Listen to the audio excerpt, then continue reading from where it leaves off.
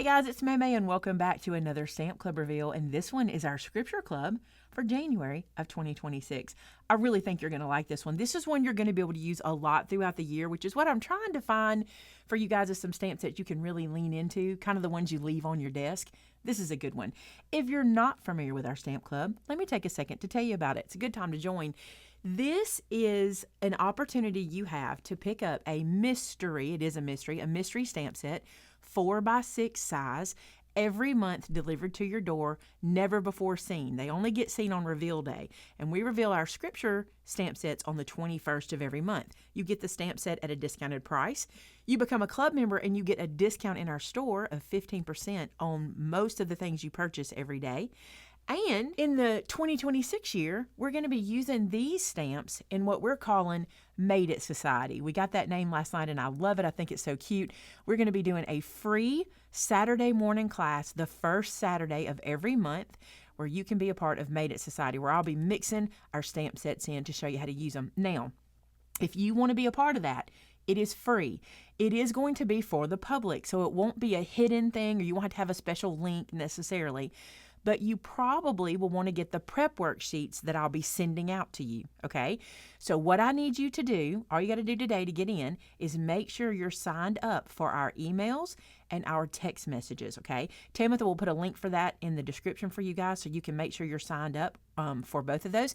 And if you don't see the link, if you head to maymaymadeit.com, it'll pop up for you to sign up and make sure you're in. If you're already signed up for emails and already signed up for text message, you'll get the emails with the prep work information and the emails reminding you about the Made It Society and when it will start.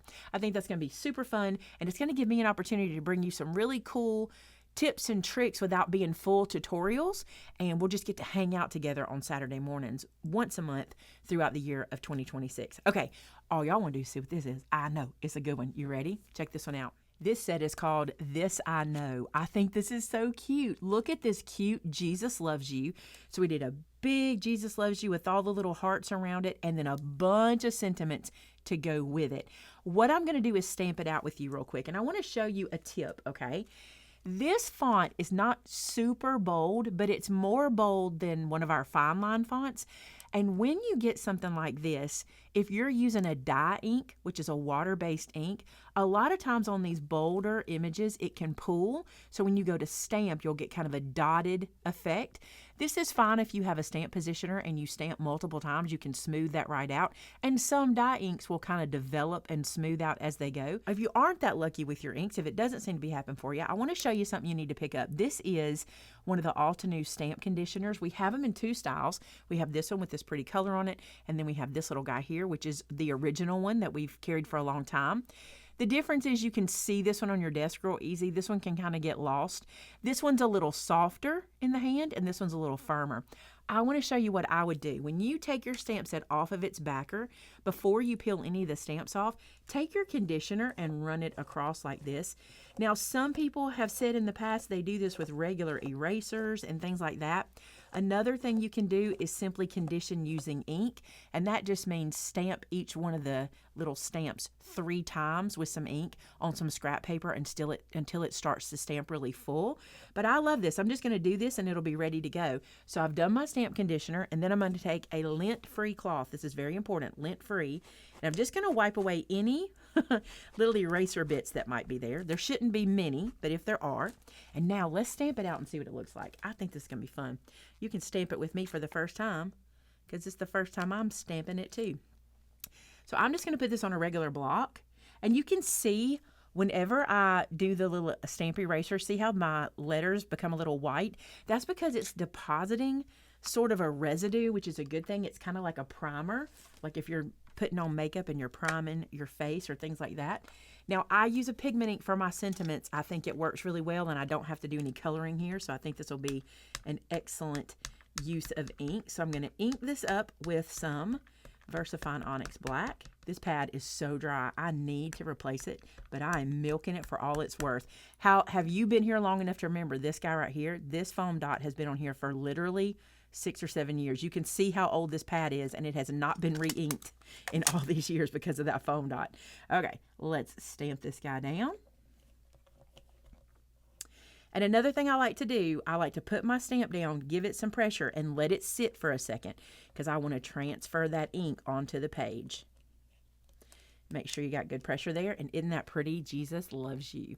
I'm going to switch my ink pad. This one is so dry. Let me get a different one. These are my newer ink pads. They don't have the flip lid. This flip lid, I don't even know that we carry the flip lid anymore. That's something I should look into. But I'm going to ink this again with a juicy pad. I can even tell the difference in this one. It's like easy to put it on. Look, I'm getting ink everywhere today. And I'm going to stamp it again and let you see the difference in a juicy pad and a not juicy pad.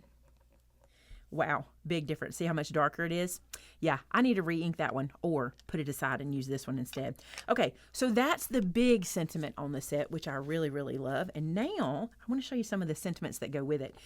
We kind of made this one so you could have like Jesus loves you on the front of the set, and then these could be like inside sentiments.